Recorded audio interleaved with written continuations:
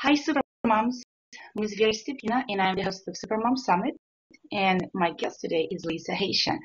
She is showing women, men, and couples how to show up in their own lives personally, professionally, and passionately with her fearless expression in all media as a globally sought-after life counselor. She's continued fascination with what makes people tick compelled her to travel for 3 decades to over 60 countries on 7 continents, compiling social and cultural research about how they give and how they receive love and what they want their legacy to be. Lisa shares these unique experiences and insights through dynamic storytelling during keynote speeches, healing workshop retreats, leadership conferences, as a trusted guest expert on radio and TV shows, and in her upcoming SoulBlazing book. Her observations can be also found in publications including the Huffington Post, My LA Lifestyle Magazine, Women Who Run It, and her own blog at lisahaisha.com. Hi. Lisa, hi. I'm so excited to have you. Good. How are you? Okay. I'm doing well. Thank you. So first of all, tell me your story. How did you come to do what you're doing today? Doing what? What part? The SoulBlazing. Okay. the soul blazer. Yes, is it? And why did you decide to do that? Well, I've been doing it for about 12 years, and I was in the film business, independent film business and documentaries, and I decided to take a break, and I went and got a master's in psychology, and I was good, and I had a booming business before I even got out of class, and if something was that easy, I just kept going with it. But I am a travel addict, so I decided to do most of my work abroad, like with Tanzania with the Maasai tribe, or Costa Rica with medicine men, or Peru with shaman, so I could still get my, fill of travel and do more groups than one-on-one. Mm-hmm. And what is exactly, you call yourself a soul blazer? What does it mean exactly? Well, I was working in the prisons, and I went to Chowchilla prison. One of the inmates was really tough. She was like the bully of the bullies, and they were all lifers. And I had her, she was the last person of the fourth day, and we had a little confrontation because she didn't really want to do therapy. And I'm like, why are you here? She goes, because we get a bonus. And then they get a reward. And I'm like, okay, I'm going to toss this away, the stuff that I was supposed to do with her. And I ended up doing my own thing. And then 40 minutes through it, she goes, oh my God, crying. And she said, Lisa, you blazed my soul. So from that point, I said, you just gave me a name for my business. It's going to be called SoulBlazing now. Because she was saying she has nothing to give back and she can't affect the world in a positive way. I said, by helping me get that name, it's going to attract a lot of people. So it was nice.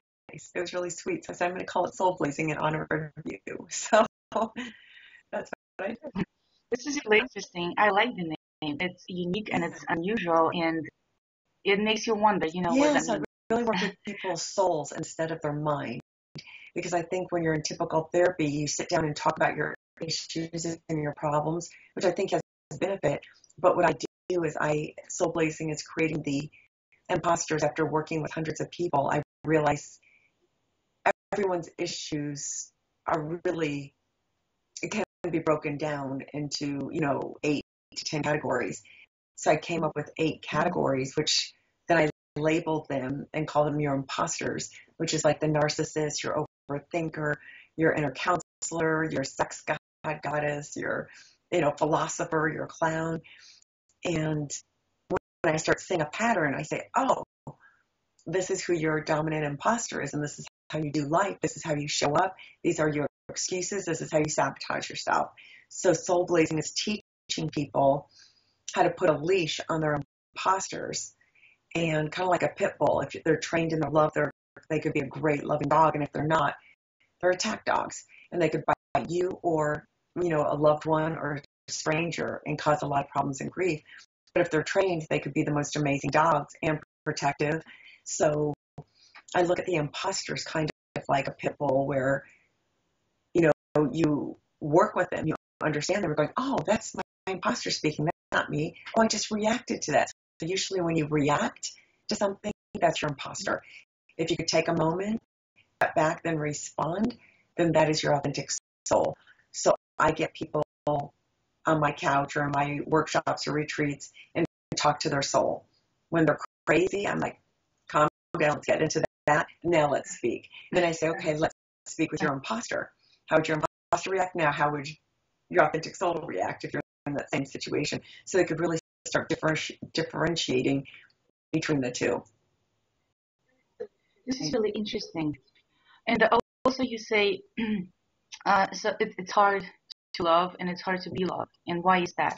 Because a lot of people don't love themselves, and we're trained that it's selfish to do self-care. We're trained to, if you take time to work out, do yoga, take a bath, what are you doing? You've got kids, you've got a husband, or you've got family members, friends, everyone needs you. So how dare you take time out for yourself? I think it's been implanted in us, most of us, when we were kids. It's always, you got to be doing something, do something, be productive. So women like to do it all, and I can do it all, and they're bragging about I do it all. And in reality, you should slow down and say, I don't want to do it all. I want to take care of myself so I could slowly pace myself, and in the end, have done it all. Because you paced yourself and you didn't do them all at once and crash and burn. Yeah, it's as you mentioned, as mothers, we always have so much stuff to do. Husbands, kids, I don't know, the house, laundry, food, everything. How do you teach yourself to stop and actually take care of yourself? It's easy to say, but it's not easy to do usually. You have to calendar. So I plan a year, 6 months, 3 months, 1 month, 1 week, then each day. So every Sunday night, I curate the day. What do I want to happen tomorrow? What's my intention? Like today, my intention is to pack for 1 year for Spain. So I got up at 6 a.m., not 8 or 9. I went to bed at 2 a.m. because I had company and friends, and we were swimming outdoor under the moonlight, and it was fabulous. Wanted another last hurrah. So, but I still got up. I got up early because I knew I had this call, and I have 4 other interviews today. And that's a lot. So I said, I need to get in at least a good 4 hours before you to get a, strong start. Then I'm going to be packing in between. But what I did was I made lists of everything I need, and I really broke it down for my face, for my body, for my hair, for, electronics, chargers, jackets and sweaters, pants, tops. I could bring 12 dresses, 12 pants, 12 tops, broke it down like that. So I had to really be pick and choose, and then packing them in those little Ziploc mesh bags and labeling them. So when I get there, I'm going to DC first for 3 days, Washington, DC. So I have a separate suitcase for me and my daughter for just Washington, DC. So I don't even have to touch the stuff for Spain, because that's 4 big bags, 2 for her and 2 for me. So it's about organization. So you put yourself on the calendar as well? Let's say, today I'm going to have an hour to myself. Oh, yeah. Even in all this craziness, I have a bath scheduled at 9 p.m. 9 to 10 is my bath time with my music, salts, just to chill. And I'm going to go to bed a little earlier tonight because my intention is I'm going to be done packing. So I leave Friday morning, so I'm not going to have to rush Thursday night and get up till 3 in the morning because my driver's coming at 6. So I'm going to go to bed early, 10 or 11, have a nice dinner with my husband and my daughter, watch a movie, relax, go to bed at 11, and yeah, all done. Suitcases by the door by tonight. Yeah, because I always find it really hard to find that little time for myself, because you always feel like, as you said, you want to do it all. And you feel guilty. I should. You feel guilty. Yeah, and I got over that a long time ago. So I did that for about 20 years, and I said, not doing that anymore. I'm important too. So you travel a lot, and does your daughter always come with you, or yes, she didn't twice, and one was a trip to Africa where I thought it was going to be too much for her, and another was my best friend was passing, and I didn't want her to be around, death. Yeah, but your husband stays here, right? He works and yeah, but he'll come with me sometimes for 3 days, and I'll stay 2 weeks, or like I'm going to Spain for a year, but he's going to come and get us settled in for 3 weeks, and he's going to come back, and he's going to come back around December because she has 3 weeks off. So we'll travel for a week, then we'll come back here together. And he's going to probably take her back for 5 days. Then I'll join them, and then he'll come back, and then we'll have 2 or 3 days. Then he'll come again in March or April. Then I come back in July. How do you still have this relationship with your family because you're gone so much? Well, I'm with Like, my daughter all the time. She's attached to me. I homeschooled her. oh, okay, so she stays with you for a year. Yeah, instead of her going in kindergarten, she went and went. I had a big speaking event in Singapore. So it was just an hour twice. So we stayed there for 5 days and went to the zoo. So I was with her all day except for like 2 hours. And she watched me talk.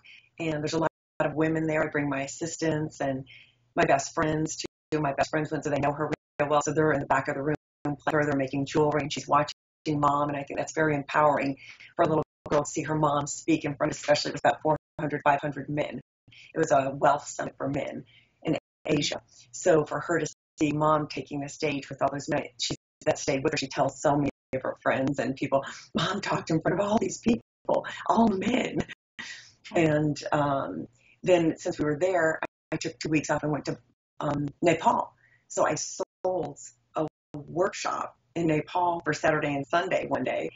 And because I stayed 2 weekends there, but for one weekend for 3 hours a day. So that's 6 hours of doing a cozy little retreat at the hotel I was staying at. Then I got 2 weeks and it was all paid for and then some. So then we just played. We went to the beach. We hung out. We had a ball. That was one of our favorite trips. Then on our way home, it was a layover in Tokyo, and I lived in Tokyo for a year. So I went and visited my friends, and we played in Tokyo for 3 days. And we went to Costa Rica, and we built schools there. Brought supplies and desks and painted a school with 60 other women of global change. And she worked and played with all the medicine men's kids. She's teaching them ballet and art, and they're teaching her their language and their food, and she was cooking with them. We went to St. Kitts and built a playground. We went to Haiti and built a house and schools. Both those were 2-week trips. We took a cruise, and I spoke on a cruise twice again for 45 minutes, but it was a 10-day cruise. And she was with 4 of her friends on that. So she did all that instead of kindergarten and more. She went to New York twice, Chicago twice, Atlanta, Vegas twice. We went and saw Britney Spears, got backstage and played with Britney and her boys. I mean, she really, you know. That's probably teaching her a lot more than kindergarten. Oh my God, yeah. So she's glued to me. So we're like, we're best friends. This is wonderful. But what would you recommend to somebody who needs to, separate with their family sometimes for like long periods of time? How do you still stay connected with, I don't know, your husband? When you say family, you're talking about husband? I mean, for you, it's just husband, but like I have friends, they are flight attendants or they travel a lot for business. Oh my God, there's so many things. There's Skype. Look what we're doing. I'm seeing you. There's an app that my husband uses with Ava because he's not with her as much as I am. So he'll call on the iPad. Then it's like both of their pictures on either side of the screen in a book with all the pages. And he flips a page, and then it shows up on my iPad, and they read together. He'll read a page, then her a page, and they read, and they do artwork. There's an app to do artwork. Let's color together. He's coloring, she's coloring together, and it's both their faces. So they're talking just like this and coloring a book together. They're reading together. It's great. This is fun. I never thought about it. I mean, yeah. Skype, obviously. With FaceTime or Skype at least once a day, maybe twice a day with him. Mm-hmm. Yeah, we do Viber and for phone calls, WhatsApp, or text messages. And she'll just grab the phone and, let me text Daddy, and she'll send them little hearts or doggies or whatever, emoticons. So. This is funny. My older son is 4.5, and I'm originally from Russia, and so he's spending the whole summer with my parents. He left in May, and he's not going to be back for another month. Mm. So 3.5 months, and in the meantime, like I have more free time to do my work and everything, but I miss him crazy. I couldn't do that with Ava too much. That would kill me to be away from her. So I always take her. My husband could handle it more. He's working more. He's not as attached as I am. He loves her to death, but if I don't touch her or see her, it's like. But I went to Tanzania for 10 days without her, or it was 12 days because travel time. And this was when she was 2.5. And that was so hard. But I FaceTimed her every day practically. Yeah, we Skype every day, and it's the first time that he's away from me for so long. But because my parents, they don't come here that often. We don't fly there that often. So they want the chance, to spend time with him. And so he learns the culture. He knows where he's coming from. Yeah. And I mean, I get their intentions, but for me, it's just, it's getting so hard. And although we Skype every day, sometimes twice a day, it's still not the same. Yeah, but I think of that as, I'm a life coach and I do therapy on people. And I have a client right now who just lost custody. The mom did. Mm-hmm. That's a long story of why this and that happened. So instead of getting her 70% of her time, her daughter, she only gets her 30% of the time because this and that happened. And she's like devastated. She doesn't even know how she's going to cope because she's so used to being with her daughter so much. And I told her she's got to think of the, gratitude every day. What is she grateful for? What can she gain by not being with her daughter that much? And, the daughter will get more independence, perhaps. She doesn't work much. She needs to get a job and figure out. So this is going to give her time to become a stronger mom where her daughter will respect her and admire her more instead of just being a mom with her 24/7 and being stressed out about money and being stressed out about this. And she's scared. What if she doesn't get child support and this? Learn to become independent and strong. So her daughter will say, God, mom could really handle herself. Or she's not always in anxiety mode. That's a good advice. I didn't think about it that way. Yeah, so this is her time I'm going. So now you get a year because you could go back to, court in a year. But you have a year to build you up so you're going to be a better mom and a stronger mom, and your life's going to be together. You're not going to just be catching up every day because you're with a child every day. You have no time for yourself. Mm-hmm. Yeah, well, that makes a lot of sense. So my other question, I always try to ask almost every expert that I talk to. We talk about body image a lot. How, I don't know if that happened to you after you had your daughter, our bodies change, and we're not always ready for that because we kind of want to be what we used to be, and we're never going to be that way, which is not a bad thing, which is a wonderful thing because children make us better, and whatever happens, happens. How do you how would you help other women to learn to love themselves the way we are now, like after having babies? I think it's beautiful. Every stretch mark is love that my daughter gave me. It's a reminder. It's almost like a tattoo. This is, it's all how you frame it. Yeah. And if someone doesn't like it or a man doesn't like it, get out of my life. Seriously. Fortunately, my husband likes my body and I take time for self-care. So I exercise. I'm back in shape. Just being toned and strong. You carry yourself differently and feeling good about yourself. If you take time for self-care, you're going to have more confidence. And I don't care what you look like on the outside. If you have confidence, you're going to be so beautiful. If you just take the time to put yourself together a little bit, what I do is I plan outfits every 3 days for the next 3 days. So I could look put together because, again, I'm so busy. So I spend 20 minutes. Let me put 3 or 4 outfits together. Like this was planned what I was going to wear for you 2 days ago. Mm-hmm. Oh, I have this summit. I've got 4 interviews. They're already out. Different outfits, different jewelry together. Boom, boom, boom. So I don't have to go, oh, what am I going to wear? What am I going to do? And you just throw yourself together and then you look, it's a shovel, especially if you're a leader. And it's teaching my daughter. Now we're packing and she's laying clothes out on the floor and putting what purse, what jewelry, what shoes. It's teaching her how to stay put together where before she used to just be dirty and just throw on whatever. Now she's like, wait a minute, I want to look good. And she's teaching her friends the power of looking good. And it's not about fashion. It's not like I'm taking her to Barney's every day. It's like whatever you have, just looking put together. And that goes a long way. Even if you have one gray, one black, one dark blue, like any jacket of any sort or sweater with a couple of different tops and a couple of gold or silver chains, just something to make you look complete. And whatever stretch marks or little extra saggy skin, who cares? Say, I love these. These are from my child. This is what a gift. It's a tattoo. It's a mark of one of the most amazing events that happens in your life. So going to make you feel ashamed about it, they don't deserve you. Yeah, I agree. I had a little bit of a hard time adjusting to the body after I had my first baby, and I gained quite a lot of weight. And it took me a while to lose the weight, then to, like look at myself from a different angle. How, Yes, one day at a time. yeah, Because it is hard. But if you love yourself along the way and you prepare, what I've done several times, once every 5 years, I do a 30-day cleanse where I just juice and I do colonics and I drink a 34 ounces, 32 ounces, so 64 ounces of water a day. I drink 3 green juices a day, 9 ounces of wheatgrass juice a day, 3 ounces, 3 ounces, 3 ounces throughout the day.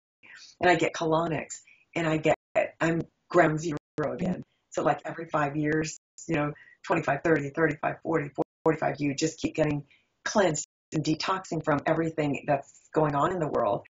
And then once a week, I fast. I juice fast. I'll drink green juice, kale, parsley, spinach, cucumbers, everything yummy. And I put a little cayenne in that, turmeric, garlic, and I drink that for a day. So it gives your body a rest every day. So then if you overeat or overindulge at a party, you're still ground zeroing at the end of the week. You save a lot of calories and you're just fueling your body for energy. Because don't you think, like I only have boys, I have 2 boys, but you have a daughter, so you would probably relate more. Our insecurities that we have as women, we always pass them on our daughters. And if you don't love yourself the way you are, then probably your daughter is going to have some problems later in life. Absolutely. I never tell her you're getting fat. She's got a little belly, a little Buddha belly. But I don't never tell her that. She goes, Mommy, someone said I was a little fat today. And she's not fat. It's just a little belly. It's how her body is. And, I said, just say thank you. I love my belly. And she's like, really? I said, yeah. I said, do you love your belly? She goes, I do. And I said, then say it. And they're going to go like, what? All they do is want to push your buttons. It's bullying. I said, if you let them know you're offended or hurt, you're going to be a target. So she did it, a couple of times. She was like, Mom, they laughed and now we're friends. And it was like, yeah, so it's all about how you digest who you are. When you say, oh, it took me a while to adjust, your daughter's going to pick up on that. Why not say, look at me. Oh, this is from you, having you, my little bundle of joy. So every day I'm going to walk for 15 minutes and I'm going to do 10 minutes of yoga. Another trick I do, especially when I travel, because I travel at least 6 months out of the year, I have my computer or iPhone and I do YouTube videos, 5-minute abs, 5 minutes button thighs, 5-minute arms, like throughout the day. So 5 minutes, you just get in something, then you go to your appointment. So it's another way to just keep up. 5 minutes of stretching twice a day, or even 2 minutes of stretching. Yeah. Like in the midst of all this, I had yoga for 30 minutes. It's supposed to be 60. I cut it to 30 because I was busy. But at least it probably helps you get rid of some stress in the meantime. It does, and it just helps you to exhale and say, okay, I'm human again. Then it gives you more energy to continue your day. And your back doesn't go out. You don't go, ow, I hurt myself, because you took the time to loosen yourself up. Yeah, exercise definitely does that to me. Usually after a long day, I say, the baby goes to bed at 7, and I said, don't touch me for an hour, because I'm going to exercise, don't touch me, and I'm going to come out happy. And, no stress, and, I can go on for another few hours. Yes, I've had Ava since she was 2 doing yoga with me. Now she's 6. So she does yoga 3 times a week with me, with a yoga teacher who comes to the house. That's amazing. I think it's great when they start so early so they know the benefits of it. Yes. And she does laughing. I taught her laughing yoga when she was 6 months old. I used to have her watch Laughing Buddhas on TV, on the internet, on YouTube, and laughing babies. So anytime she'd cry or get colicky, I'd say, oh, honey, babies don't cry, they laugh. And I'd go, look. And she'd look at the babies and she'd start laughing. Or this laughing Buddha, he was hilarious. And we'd always watch this laughing Buddha. He's this like Buddhist guy, just would sit there and laugh, had the best laugh and the best music. And we watched that literally probably 2 hours a day, 15 minutes, 10 minutes, 50 throughout the day. And that kept her happy. And today she doesn't stop laughing. She's laughing from the moment she wakes up till she goes to bed. She's always telling jokes and laughing. If she hurts herself, she'll just go, ah, and then she'll laugh again. 30 seconds. It's amazing. So it's just like whatever you instill of, I always tell our kids are programmed. You program them. They're like a computer. I always tell her, oh, when you were a baby, you're always happy. You're always this. You're always smart. You know what's best for your body. You know what's best for you. So she's eating sugar. And I say, honey, that's not good. You could get diabetes.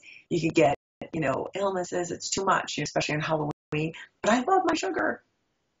Goes to friends' houses. She'll just devour. So what I did was I just started turning on the computer. I said, okay, maybe it's good for you. Maybe I'm wrong. I said, but from what I've read, and since I'm older than you, I've learned sugar's not healthy for kids. Because I serve her, and she has to drink green juice every day, which she likes now, but I put a little more apple in it, so it's sweeter. I take her to this place called OHI, which is really juicing water, colonics, and all that. So she's around, it's only vegetables and fruits, and so she's into eating all that. But where was I going with that? So she's used to that, and if she doesn't do that, I turn on the computer. I want sugar, I want pancakes, I want syrup, and I just put diabetes where kids are getting shots on their bellies. And she's like, Mom, ew, change that. I go, oh no, this is diabetes. These are kids who love sugar, and this is what happens to them. But maybe you're different. I don't know.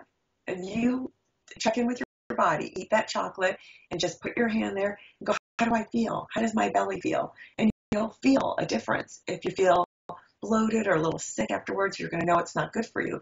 If you get little bumps, it's not good for you. She gets little bumps on her arm, so do I. But I said, oh, that's probably from chocolate. That's probably from too much of that. So now she'll eat.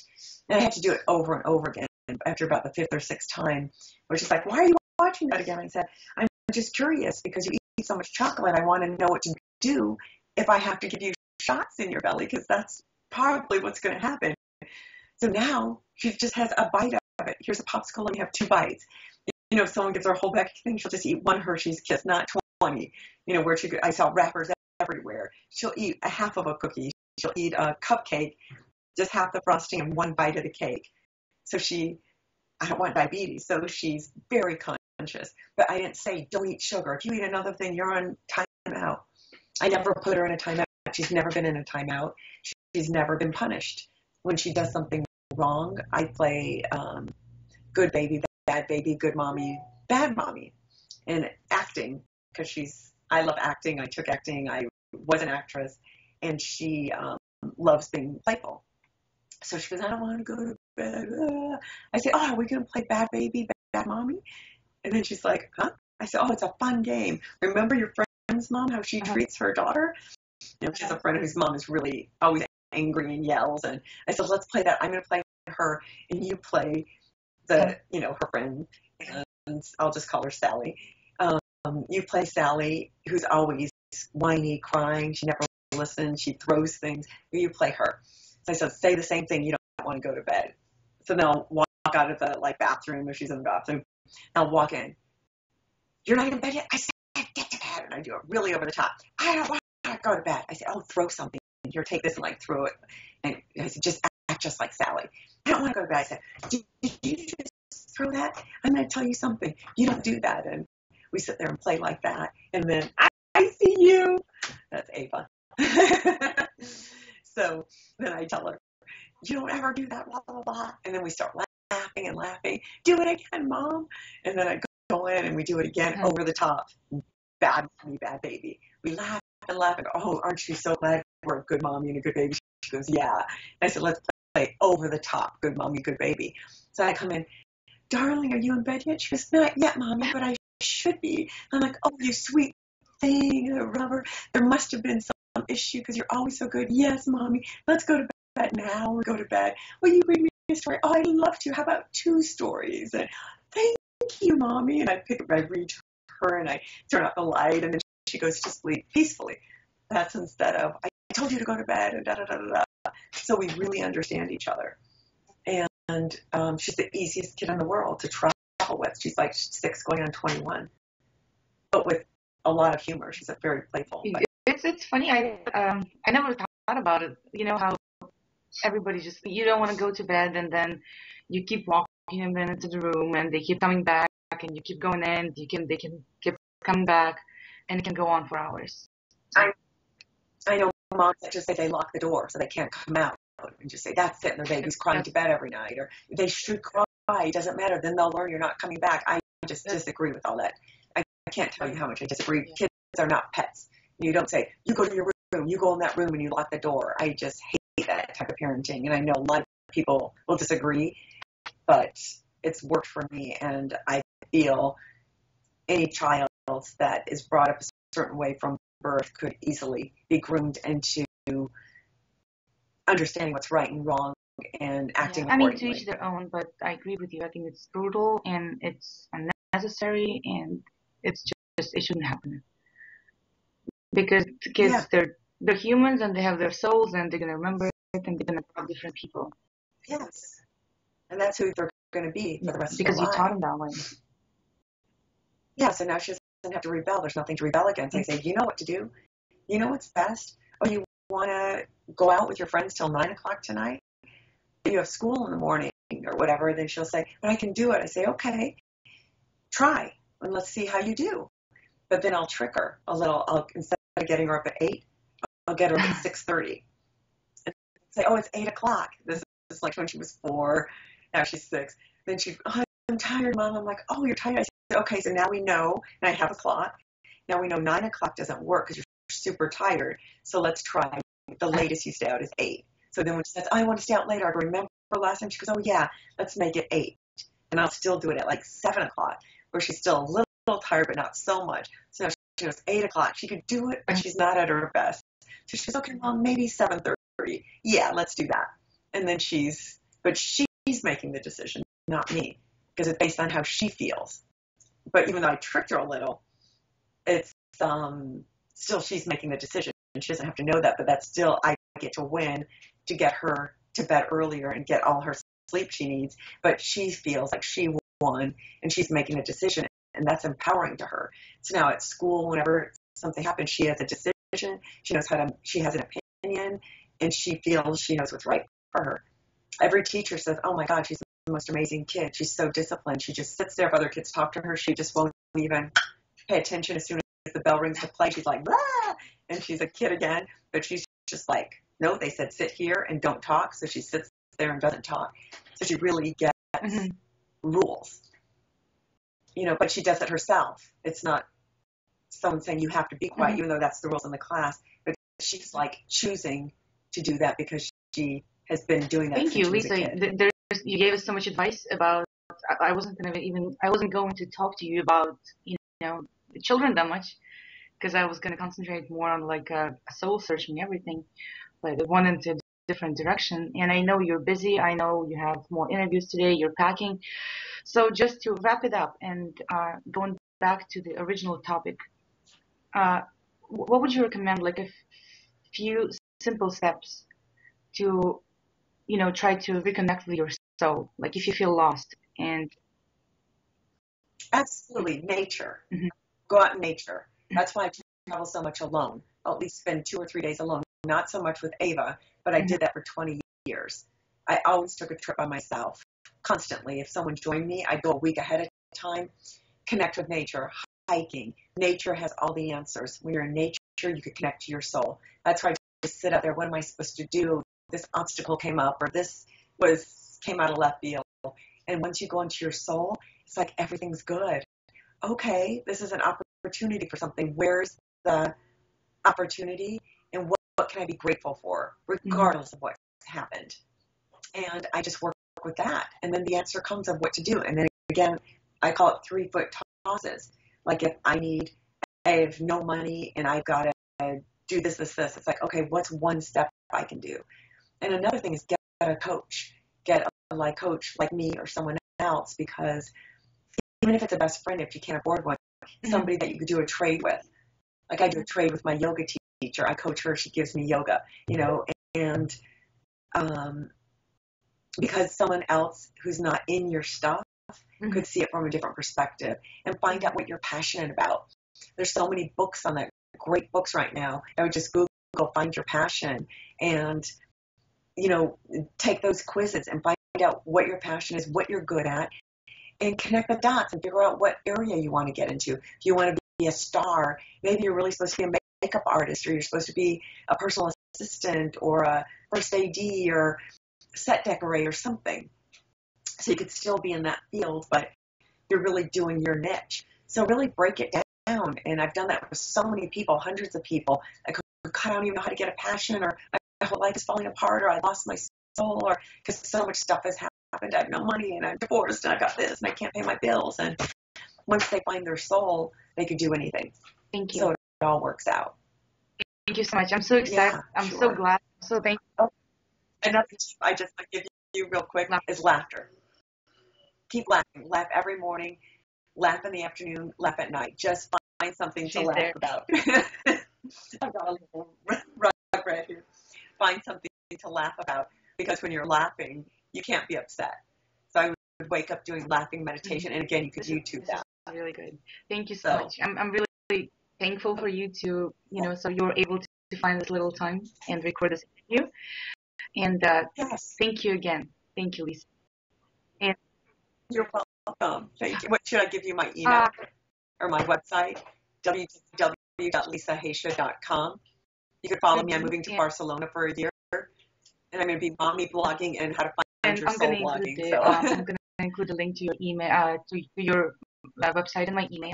And I was actually going to include a link to your ebook, the free book, so people can look at it and maybe find something new. And I don't know.